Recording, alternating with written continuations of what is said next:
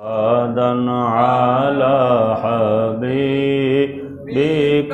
خير الخلق كلهم مولاي صل وسلم دائما أبدا على حبيبك خير الخلق كلهم.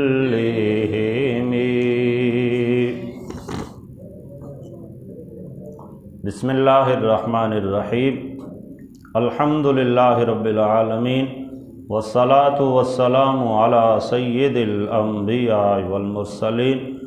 اما بعد فاعوذ باللہ من الشیطان الرجیم. بسم اللہ الرحمن الرحیم. یا ایہا الذین آمنوا لا تأکلوا اموالکم بینکم بالباطل الا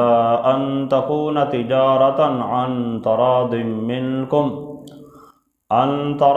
منکم ولا تقتلوا انفسکم ان اللہ کان بکم رحیما. صدق اللہ العظیم. احباب دی وقار، آج ہمیں سورۃ النساء کی آیت نمبر 29 پڑھنے کی سعادت حاصل ہو رہی ہے. اس آیت بینہ میں خالق ارض و سماوات نے دوسروں کے مال کو ناحق اور ناجائز طریقے سے کھانے سے منع فرمایا ہے، اور اگر کوئی بندہ باہمی رضامندی کے ساتھ کسی دوسرے کا مال کھاتا ہے، مطلب یہ کہ باہمی تجارت کر کے، لین دین کے معاملات کر کے، یا کسی کو تحفے تحائف دے کر اگر کسی کا مال کھاتا ہے تو اس میں کوئی حرج نہیں ہے. اور اسی طرح آگے اللہ جل شانہ نے یہ بھی ارشاد فرمایا کہ تم خود اپنے آپ کو ہلاکت کے اندر نہ ڈالو، اللہ بڑا رحیم ہے، کریم ہے. تم کوشش کرو اللہ کی بارگاہ سے خیر و عافیت طلب کرنے کی، رب تعالیٰ تمہارے لیے آسانیاں پیدا فرماتا چلا جائے گا. تو ارشاد فرمایا یا ایھا الذین آمنوا، اے ایمان والو، لا تأکلوا اموالکم بینکم بالباطل، تم آپس میں ایک دوسرے کا مال ناجائز طریقے کے ساتھ نہ کھاؤ، الا ان تکون تجارتا عن تراض منکم، سوا اس کے کہ باہمی رضامندی سے تجارت ہو، ولا تقتلوا انفسکم، اور تم اپنے آپ کو خود ہلاکت میں نہ ڈالو، ان اللہ کان بکم رحیما، بے شک اللہ تعالیٰ تم پر بہت رحم فرمانے والا ہے. تو احباب دی وقار، جو آیت کا پہلا حصہ ہے اس میں باہم دوسرے کے مال کو ناجائز طریقے سے، باطل طریقے سے کھانے سے اللہ جل شانہ نے صراحت کے ساتھ منع فرمایا. ناجائز طریقے سے کھانے سے کئی مراد ہیں، جیسا کہ پیچھے تذکرہ ہوا کہ یتیموں کا مال ہڑپ کر جانا، کہ انہیں دینا ہی نہ، خود ان کے مال پہ قبضہ کر کے بیٹھ جانا، یہ بھی ناجائز طریقہ ہے. اسی طرح معاشرے کے اندر لوگ جوا وغیرہ کھیلتے ہیں، اس طرح کی شرائط وغیرہ لگاتے ہیں، یہ بھی دوسرے کا مال ناجائز طریقے سے حاصل کرنا ہے. ایسے ہی سود کے ذریعے جتنے بھی معاملات کیے جاتے ہیں، سود کے ساتھ بھی بندہ جو مال حاصل کرتا ہے، یہ بھی دوسرے کے مال کو ناجائز طریقے سے حاصل کرنا ہے. ایسے ہی غصب، چوری، ڈاکہ اور کسی سے رشوت لینا، کسی کو دھوکہ دینا، عمدہ چیز کا ریٹ لگا کے گھٹیا چیز اسے دے دینا، تو یہ ساری جتنی بھی چیزیں ہیں یہ ایسی چیزیں ہیں کہ جن کے ضمن میں جو بھی مال بندے کے پاس آتا ہے وہ ناجائز ہے، ناحق ہے. ایسے مال سے اللہ جل شانہ نے منع فرمایا. ارشاد فرمایا یا ایھا الذین آمنوا، اے ایمان والو، لا تأکلوا اموالکم بینکم بالباطل، تم آپس میں ایک دوسرے کا مال باطل طریقے سے نہ کھاؤ. تو جو بندہ باطل طریقے سے کھاتا ہے، یتیموں کے متعلق اللہ نے قرآن میں صراحت سے ارشاد فرما دیا کہ جو لوگ یتیموں کا مال کھاتے ہیں وہ اپنے پیٹوں کے اندر آگ بھرتے ہیں. اور رشوت کے ذریعے جو مال لیا جاتا ہے اس کے ضمن میں بھی اللہ جل جلالہ کے حبیب علیہ السلام نے ارشاد فرمایا، بڑی مشہور حدیث ہے، الراشی والمرتشی کلاہما فی النار، فرمایا رشوت دینے والا بھی اور رشوت لینے والا دونوں جہنم کے اندر ہیں۔ تو پہلے رشوت دینے والے کا تذکرہ کیا اور بعد میں لینے والے کا تذکرہ کیا۔ ایسا نہیں ہے کہ بندہ کہے کہ رشوت دینے والا تو بری ذمہ ہے، صرف لینے والا ہی گناہ گار ہے۔ ہاں کچھ صورتیں ایسی فقہا نے بیان کی ہیں کہ جس میں دینے والا گناہ گار نہیں ہوتا، باقی عام طور پر جو ہمارے ہاں معاشرے میں ایسی کنڈیشنیں چلتی ہیں اس میں دینے اور لینے دونوں گناہ گار ہوتے ہیں۔ ہاں وہ صورت ہے فقہاء کرام نے اسے بیان کیا کہ بندے کا اپنا ذاتی حق ہے اور اس حق کے اوپر کوئی قبضہ جما کے بیٹھ چکا ہے اور وہ جب تک اسے کچھ دیا نہ جائے اس وقت تک وہ واپس دینے کے لیے تیار نہیں ہے، تو ایسی صورت میں بندہ اپنا حق لینے کی خاطر اگر کسی کو کچھ مال دے دیتا ہے، کسی کو کچھ پیسہ دے دیتا ہے تو اسے رشوت نہیں کہا جائے گا۔ ایسی صورت میں جو دینے والا ہے وہ گناہ گار نہیں ہوگا، لیکن لینے والا بہر کیف گناہ گار ہی ہوگا۔ اور جس طرح عام طور پہ ہمارے ہاں نوکریوں کے لیے، ملازمتوں کے لیے، دیگر معاملات کے لیے رشوت دے کر اس طرح کے معاملات کیے جاتے ہیں، یہ سارے کے سارے ناجائز ہیں۔ اللہ جل شانہ نے اس طرح باطل طریقے سے کسی کا مال لینے سے یا باطل اور ناجائز طریقے سے کسی کو مال دینے سے منع فرمایا۔ پھر آگے ارشاد فرمایا، الا ان تکون تجارتا عن تراض منکم، سوا اس کے کہ باہمی رضامندی کے ساتھ تم آپس میں تجارت کرتے ہو، یعنی کسی کو کوئی چیز بیچتے ہو اور چیز بیچنے کے ضمن میں جو دوسرے کا مال آپ کے پاس آتا ہے اسے آپ استعمال کر سکتے ہیں کہ یہ باہمی رضامندی سے تجارت ہے۔ ایسے ہی کوئی بندہ کسی کو تحفہ تحائف کے طور پر کوئی چیز دے دیتا ہے تو یہ چونکہ مالک نے خود اپنی رضامندی کے ساتھ اسے دیا ہے تو اس کی بھی شریعت نے اجازت دی ہے۔ تحفے تحائف دینا، ہدیے دینا یہ ویسے بھی ایک اچھا عمل ہے، نبی علیہ الصلوۃ والسلام کی سنت مبارکہ بھی ہے، لیکن خام خواہی کسی کے مال پہ قبضہ جما کے بیٹھ جانا یہ شرعاً درست نہیں ہے۔ تو فرمایا الا ان تکون تجارتا عن تراض منکم، کہ تم آپس میں باہمی رضامندی کے ساتھ جو تجارت وغیرہ کے معاملات کرتے ہو، لین دین کرتے ہو، اس طرح سے اگر تم کسی کا مال حاصل کرو تو اس میں پھر تمہارے لیے کوئی قباحت نہیں ہے۔ وَلَا تَقْتُلُوا أَنفُسَكُمْ، اور اپنے آپ کو ہلاکت میں نہ ڈالو۔ تو احباب دیوکار، اپنے آپ کو ہلاکت میں ڈالنے سے کیا مراد ہے؟ علامہ غلام رسول سعیدی علیہ رحمہ نے تبیان القرآن میں اس جملے کی تفسیر بیان کرتے ہوئے ارشاد فرمایا کہ یہاں پر اپنے آپ کو ہلاکت میں ڈالنے کے 3 معنی، ان میں سے ایک معنی یہ بیان کیا کہ ایک مسلمان کا کسی دوسرے مسلمان کو قتل کر دینا یہ بھی ایسے ہے جیسے بندہ اپنے آپ کو قتل کر رہا ہے۔ اس پہ دلیل یہ بیان کی کہ نبی علیہ الصلوۃ والسلام کی حدیث مبارکہ ہے کہ تمام مومن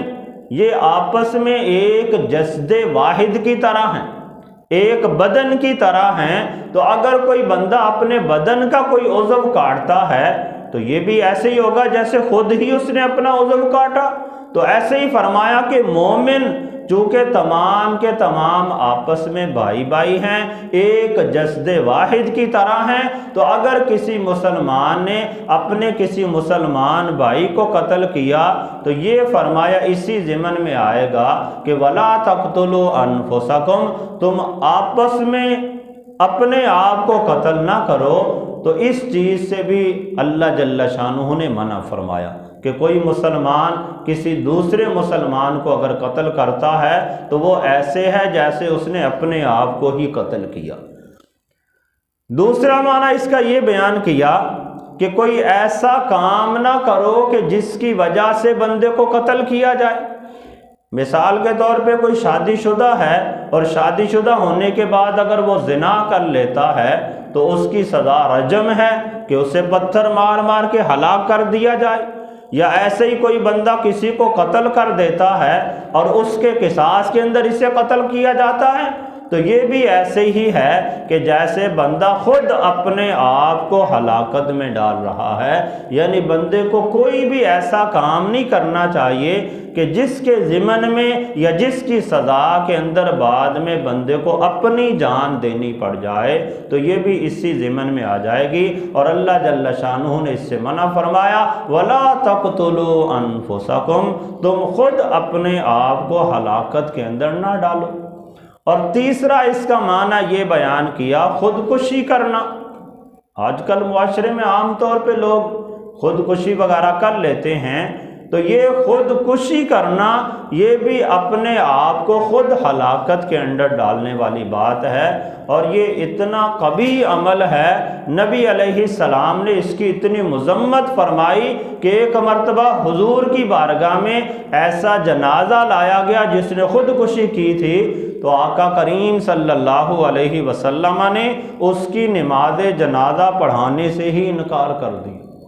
یعنی اس قدر حضور نے اس عمل کی مذمت فرمائی، اگرچہ ہمارے فقہاء کرام نے یہ مسئلہ بیان کیا کہ جو خودکشی کرنے والا ہے اس کی نماز جنازہ پڑھی جائے گی، اس کی تجہیز و تکفین ہوگی، اس کے لیے دعائے مغفرت کی جا سکتی ہے، لیکن نبی علیہ السلام نے خودکشی کرنے والے کی نماز جنازہ پڑھانے سے آقا کریم صلی اللہ علیہ وسلم نے انکار کر دیا تھا۔ تو اب اس کے ضمن میں کچھ فقہا یہ مسئلہ اخذ کرتے ہیں کہ جب حضور نے انکار کر دیا تو ہمیں بھی نہیں پڑھنی چاہیے، تو فقہاء کرام نے اس کا جواب دیا کہ نبی علیہ السلام نے اس فعل کی مذمت کرنے کے لیے جنازہ پڑھانے سے انکار کیا تھا، حضور نے صحابہ کو پڑھنے سے منع نہیں فرمایا۔ جیسا کہ مقروض کے بارے میں آتا ہے کہ جو مقروض بندہ ہے نبی علیہ السلام نے اس کی بھی نماز جنازہ پڑھانے سے انکار کیا، صحابہ کو کہا کہ تم خود اس کی جنازہ پڑھ لو۔ تو اسی ضمن میں فرمایا لیا کہ جو بندہ خودکشی کرنے والا ہے اس کے عمل کو حضور نے اتنا ناپسند کیا، اس عمل کی مذمت کرتے ہوئے آقا کریم صلی اللہ علیہ وسلم نے اس کی نماز جنازہ پڑھانے سے انکار کر دیا۔ تو فقہاء کرام نے اس مسئلے کو بیان کیا کہ اس کی نماز جنازہ پڑھنا جائز ہے، حضور نے صرف مذمت کے لیے انکار کیا تھا، تو جو عام لوگ ہیں انہیں پڑھ لینا چاہیے۔ علامہ غلام رسول سعیدی علیہ رحمہ نے اس آیہ بینہ کے تحت چند مسائل بیان کیے، اور آخر میں خلاصتاً یہ بیان کیا کہ جو کوئی بڑا عالم ہے، کوئی شیخ الحدیث ہے، وقت کا مفتی اعظم ہے، اسے چاہیے کہ وہ خودکشی کرنے والے کی نماز جنازہ نہ پڑھے، نہ خود پڑھے نہ پڑھائے، بلکہ جو عام معاشرے کے لوگ ہیں انہیں چاہیے کہ وہ اس کی نماز جنازہ پڑھ لیں، تاکہ وہ جو جنازہ کی فرضیت ہے وہ بھی برقرار رہے، اس کا وہ حق بھی ادا ہو جائے، اور جو نبی علیہ السلام نے خودکشی کرنے والے کی مذمت کرتے ہوئے اس کا جنازہ پڑھانے کا انکار کیا تھا اس پر بھی عمل ہو جائے۔ تو اس اعتبار سے فرمایا کہ جو زیادہ متقی و پرہیزگار ہے، کوئی بڑا عالم ہے، شیخ الحدیث ہے، وہ خودکشی کرنے والے کی نماز جنازہ نہ پڑھے اور باقی لوگوں کو پڑھنے سے منع نہ کرے، بلکہ باقی لوگوں کو اس کی نماز جنازہ پڑھ لینی چاہیے۔ پھر نبی علیہ السلام نے اس کی مذمت کرتے ہوئے خودکشی کے ایک یہ بھی ارشاد فرمایا کہ جو بندہ خودکشی کرتا ہے تو جس طریقے کے ساتھ وہ خودکشی کرتا ہے اسے بعد میں اسی عذاب کے اندر ہی مبتلا کیا جاتا ہے۔ اور اس کی تفصیل بھی بیان کی کہ اگر کوئی بندہ کوئی لوہے کا ہتھیار اپنے پیٹ کے اندر مارتا ہے تو وہ جہنم کے اندر بھی اس کے ہاتھ کے اندر وہی ہتھیار ہوگا اور وہ بار بار اپنے جسم کے اندر اسے مارتا رہے گا۔ اگر کوئی زہر کا پیالہ پی کے خودکشی کرتا ہے تو فرمایا جہنم کے اندر بھی اس کے ہاتھ کے اندر زہر کا پیالہ ہوگا اور وہ بار بار زہر پی کر اپنے آپ کو تکلیف کے اندر مبتلا کرتا رہے گا۔ تو بہرکیف خودکشی کرنا عام طور پہ لوگ حالات سے تنگ آ کر، معاملات سے پریشان ہو کر خودکشی کر لیتے ہیں، تو انہیں یہ خیال کرنا چاہیے کہ یہ دنیا کی عارضی مصیبتیں یہ ختم ہو جائیں گی۔ اگر بندہ اسے برداشت بھی کرے تو عارضی زندگی ہے، کتنے سال ہوگا؟ 2 سال، 4 سال، 20 سال، 50 سال، زیادہ سے زیادہ یہی کچھ ہوگا، لیکن مرنے کے بعد اس صبر و تحمل کی وجہ سے رب تعالیٰ اسے جنت میں ٹھکانہ عطا فرمائے گا۔ لیکن اگر وہ دنیا کے حالات سے تنگ آ کر، بھوک و افلاس سے تنگ آ کر اس نے خودکشی کر لی، تو پھر ایسے بندے کے لیے صراحت کے ساتھ احادیث موجود ہیں کہ اس بندے کو جہنم میں داخل کیا جائے گا اور اسے دردناک عذاب کے اندر مبتلا کیا جائے گا۔ تو اللہ جل شانہ نے جو ارشاد فرمایا وَلَا تَقْتُلُوا أَنفُسَكُمْ، تم خود اپنے آپ کو ہلاکت میں نہ ڈالو، اس کا ایک مفہوم یہ ہے کہ بندہ خودکشی والے معاملات کی طرف مبتلا نہ ہو۔ ان اللہ کان بکم رحیما، بے شک اللہ تعالیٰ تم پر بہت رحم فرمانے والا ہے۔ تو بندے کو چاہیے کہ صبر و تحمل کے ساتھ اللہ کی بارگاہ سے دعا کرے، التجا کرے، اپنے لیے خیر و عافیت کو اور آسانیوں کو طلب کرے، تو یقیناً رب تعالیٰ غفور الرحیم ہے، رب تعالیٰ سننے والا ہے، اپنے بندوں پر نوازشات کرنے والا ہے۔ تو جب بندہ صبر و تحمل کے ساتھ مصیبتوں کو برداشت کر کے اللہ سے عافیت کو طلب کرے گا تو یقیناً رب تعالیٰ اسے مایوس نہیں فرمائے گا، رب تعالیٰ ایک نہ ایک دن اسے ضرور خیر و عافیت عطا فرما دے گا۔ اللہ تعالیٰ کی بارگاہ میں دعا ہے کہ رب تعالیٰ ہم سب کو قرآن و سنت کے احکامات کو سمجھ کر عمل کرنے کی توفیق عطا فرمائے۔